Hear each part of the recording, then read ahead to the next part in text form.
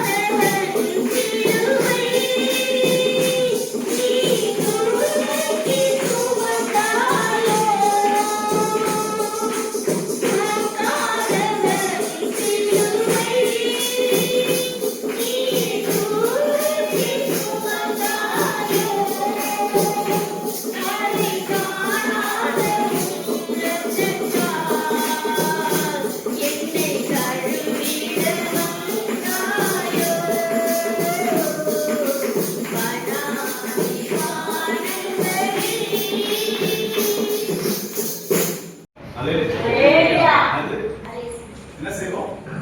ஜெபம் பண்ணிட்டு வரது. அதுவே நம்ம சொல்ல பாஸ்டிங் விட ஆனா போதும் அப்படின்றோம். ஆமென் சொல்லுங்க. என்னை நேசித்தவர்கள் ஹalleluya. சொல்லுங்க அப்பா இன்னைக்கு சாப்பிடுறது கூட நிறைய மேலாங்க. அதனால கர்த்தருக்கு சித்தமானா யாக்கோபு சொல்ற வசனம் அதான் சொல்றது. நாளைக்கு நம்ம உயிரோடு இருந்தா என்ன சொல்றாரு? தெரியுதா இல்லையா? யாக்கோபுல படிக்கிறேன் ஒரு வசனம். இன்னைக்கு சர்ச்சில் நாங்கள் கொண்டாடுறோம். உங்களுக்கு சிம்பிளா கொண்டாடுறோம். நீங்க வீட்டுக்கு வந்தாங்கன்னா நான் செய்வீங்க.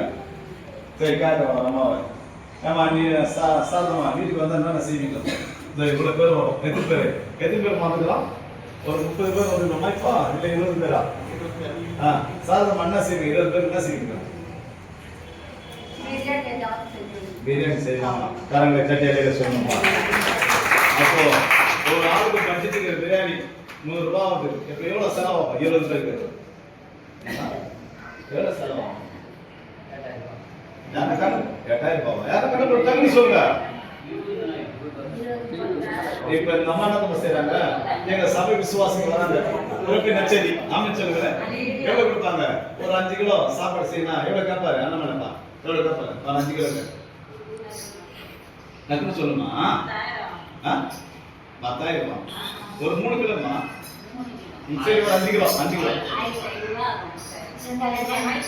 சரி ஒரு 5 கிலோ போட்டா எவ்வளவு ஆகும்? 5 கிலோ 3000. அதே வச்சிருங்க. இப்ப இந்த அம்மா என்ன செய்யலாம்? 3000 ரூபாயும் ஊழியக்காரங்க எவ்வளவு வச்சிருந்தோம்? 5000 ரூபாய் வச்சிருந்தோம். ஆமிச்சல் வைப்பாங்களா? வீட்டுக்கு வந்து வைப்பாங்களா? வைப்பாங்களா? என்ன செய்யுது? கண்டிப்பா வச்சுருவாங்க. அதே சொல்லுங்க. எப்ப 5000 ரூபாய் வச்சாங்களோ கர்த்தர் இந்த வருஷம் முடியத்துல 5 விதமான ஆசீர்வாதங்களை கற்றுக் கொடுப்பார்.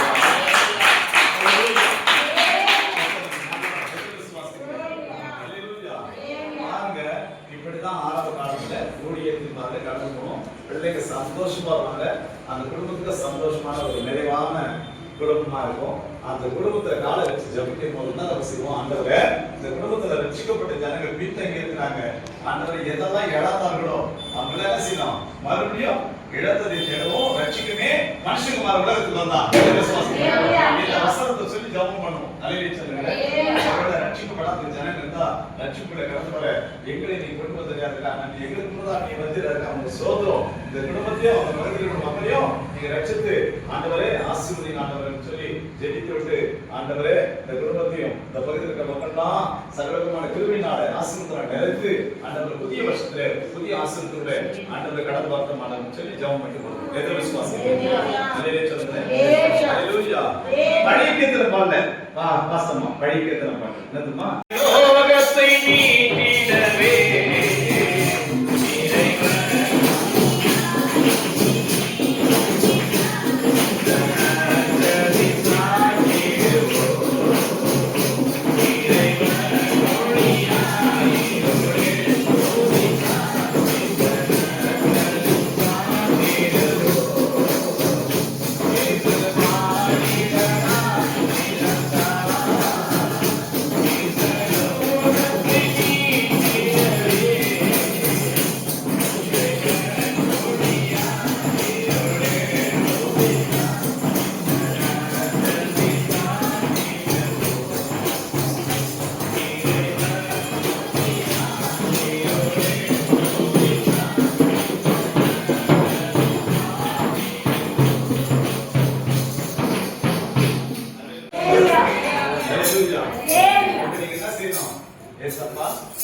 எங்களுக்கு இவ்வளவு லேப்பா மாத்திரம் தேவைக்காக அதனால நன்றி ஆண்டவருக்கு என்ன செய்யணும்?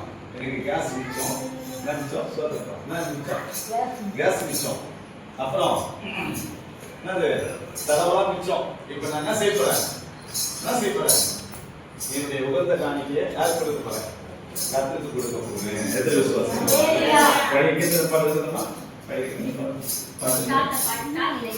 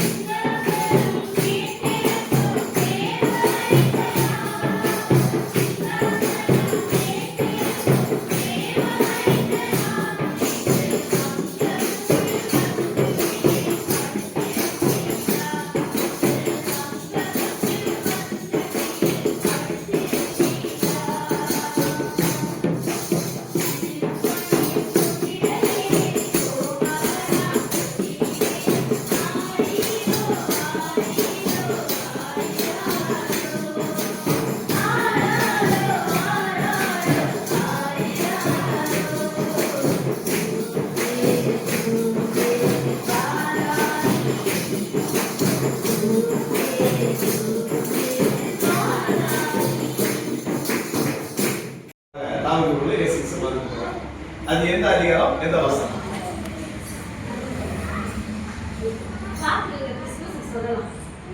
நாசிமா. ஏன்னா இங்கதான் உட்காந்துக்கிறீங்க எல்லாம். ஏதோ பாட்டு போடலாம் அப்படின்னு கூட. நீங்க நாசிமா. மத்தியோ மத்தியோ மத்தியோ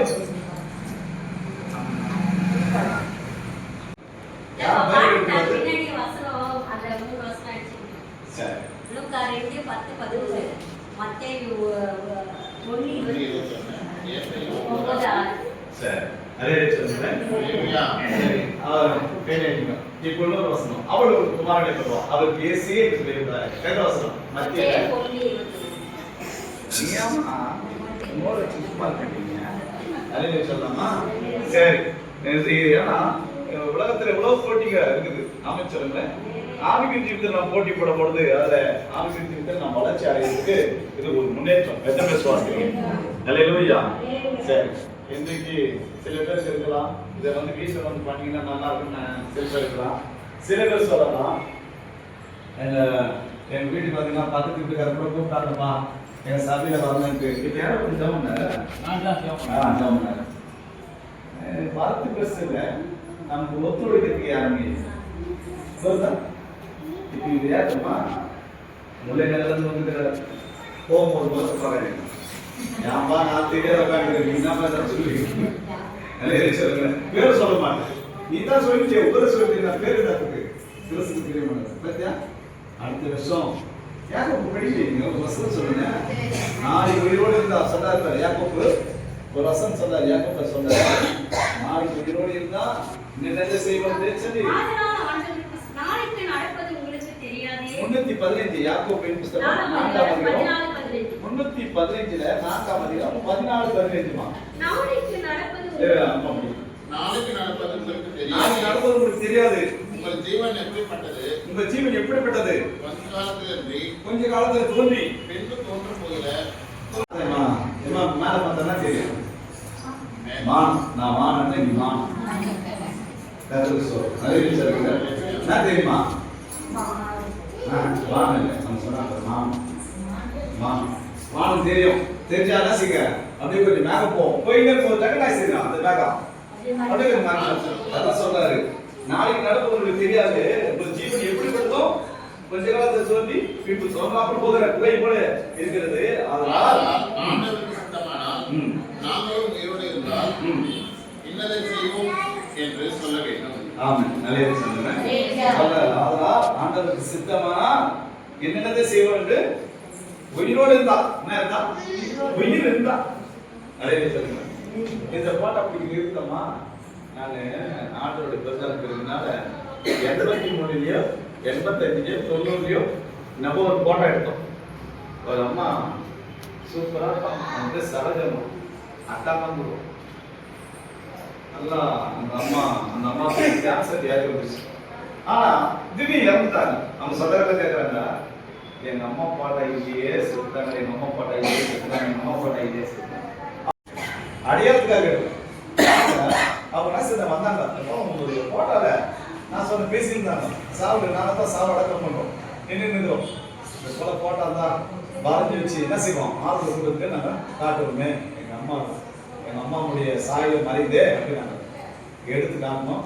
இன்னைக்கு அந்த போட்டோ தான் வீட்டில் வரைஞ்சி வச்சிருக்கிறாங்க. நிறைய சொல்லுவாங்க நாங்கள் எடுத்த போட்டோ தான் வரைஞ்சி வச்சிருக்கிறாங்க. நிறைய சொல்லுவாங்க அவங்க தான் யாரு சரோஜாக்கான அவங்க தான் சரோஜா அந்த போட்டோ வரைஞ்சி வச்சிருக்கிறாங்க. கத்துக்கு சொல்றேன். சில பேர் கேட்பாங்க, இப்ப சாவு போட்ட வீட்டில் இருக்கிறாமா வச்சுங்க அதை வணங்காதீங்க சொல்லணும் சொல்லக்கூடாது. அடையாளம் இதெல்லாம் இது ஒரு அடையாளம் வச்சுங்க. இன்னைக்கு இயேசு கிறிஸ்து உலகத்துல யாரும் பார்க்கல, ஆனா என்ன செய்யறாங்க ஒருத்தர் நடிச்சு காட்டுறத அப்படி என்ன செய்யறாங்க தத்துவமா வரைஞ்சி சரக்குல வரைஞ்சி வச்சிருக்கிறாங்க. அது வீட்டுக்கு வரைஞ்சி இருக்குது, படம் இருக்குது. ஆனா அவர் சொன்னாரு ஆதியில வார்த்தை இருந்தது, அந்த வார்த்தை தேவனா இருந்தது, அந்த வார்த்தை தேவனத்துல வந்தது. ஆமென் சொல்லுங்க. அல்லேலூயா. அந்த வார்த்தை தான் விசுவாசிக்க வேண்டி சாயிட்டாங்க. கர்த்தர் நமக்கு நல்லவர். இன்னைக்கு தேவனாய் கர்த்தர் நல்ல ஒரு ஆலோசனை நல்ல ஒரு பிறப்பின செய்தி அறிவிக்கும்படியாக நம்ம சபையில இப்படிப்பட்ட ஒரு கூடி கர்த்தர் ஏற்படுத்த தயவு கர்த்தரை தட்டி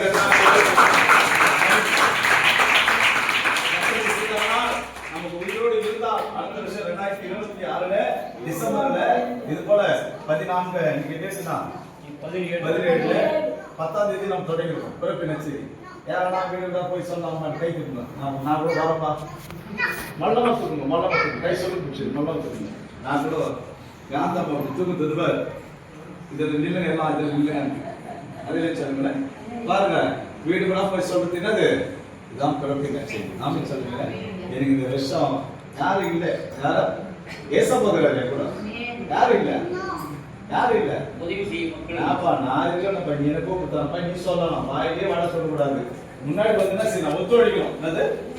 முன்னாடி வந்து ஒத்துழைக்கணும். நான் வந்து கசையிலப்பா, நான் செய்யலாம்ப்பா, என்னப்பா செய்யலாம் வந்து கலந்துருப்பா. அதே சொல்லுங்க. இப்போ சூப்பர் ஆத்மா எங்க பாக்குற? அம்மா நான் ரேடி குண்டால இருக்கிறேன். எங்க இருக்கிற? ரேடி குண்டால இருக்கிற யார் அவரு? இந்த உட்காந்து பாட்டு போடுவாரு. பேர் என்ன? இந்த செல்போன் வழியா ஐட்டா பாட்டு போடுவாரு. யுவராஜ். அப்போ ஜோஷில போன் பண்ணது 8 மணிக்கு வரமான்னு 8 மணிக்கு வந்தார். அதே சொல்லுங்க. கர்த்தர் நாள் எது விசுவாசிங்க. உயிரோடு இருந்தா அடுத்த வருஷம் நம்ம என்ன செய்வோம்? வீடுதோறும் போய் என்ன செய்வோம்? பிறப்பின் நற்செய்தியை அறிவிக்கும்படியாக கர்த்தர் நம்மை அபிஷேகிக்கிறார், நம்மை அழைத்திருக்கிறார், நம்மை முன்குறித்திருக்கிறார். அழைத்தவர்களை கர்த்தர் நிச்சயமாக ஆக்கியிருக்கிறார். நம்மை கொண்டு கர்த்தர் பயன்படுவார். கரங்களை தட்டி